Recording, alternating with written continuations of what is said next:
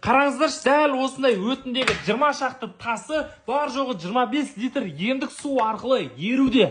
Оны өз аузынан толығымен көрсеңіздер тыңдайтын боласыздар. Сіздерді ресми дүкендерде күтетін боламыз. Лайк басып бағалай кетіңіздер. Былтыр УЗИге түскенімде өтімде 20 шақты тас бар екен. Дәу ойбай деп содан өзі дәрі жазып беріп бір кезде өзі ішпеңіз деді, жаңа гастроэнтеролог. Өйткені тастарды қозғап жібереді.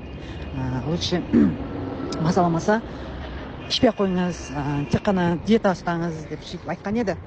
Содан әпкем, өзім туған әпкем, Көкбұлақ Анабұлақ суын ішіп, адамдар тастары түсіп қалып, жаңа еріп кетіп, сондай болып жатыр ғой, ішсе деп. Содан енді қанша литр алып іштім десем болады. 5 литрліктерден бір 4 рет па, 5 рет, 5 штугін ба алдырдым да. Одан кейін неғылмай кеттім. Алмай кеттім. Соның өзі нәтиже беріп тұр ғой сонда. 25 литрде су ішіп тұрмын ғой дағыда менше. Соған нәтиже беріп тұр. 6 айдан кейін түсіңіз деген оның қолым тимеді да. Сол сәті бүгін түскен. Бүгін түссем майда дейді тастарыңыз. Ай, менде дәу еді ғой десем, жоқ, майдаланған дейді. Мына Көкбұлақ Анабұлақ суын лажы болса 1 жыл ішіңіз, үзбей 6 ай ішіңіз. 6 ай ішіп, содан кейін өзіңізге бір түссеңізші дейді.